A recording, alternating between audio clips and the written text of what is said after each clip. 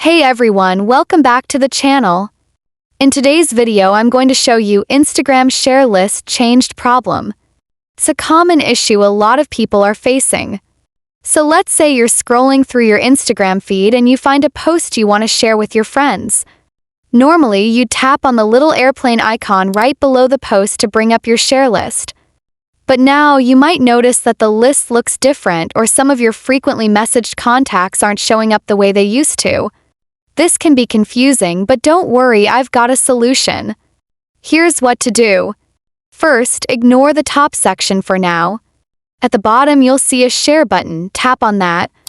This brings up the system-wide share menu. Now from this menu, scroll across the app list until you find the Instagram icon. Tap on it and it'll give you a fresh interface with your full contact list. Here you can easily choose the people you want to send the post to, and this time it should work correctly. And that's it. If you found this video helpful, make sure to give it a thumbs up, drop a comment below if you have any questions. Thanks for watching and I'll see you in the next one.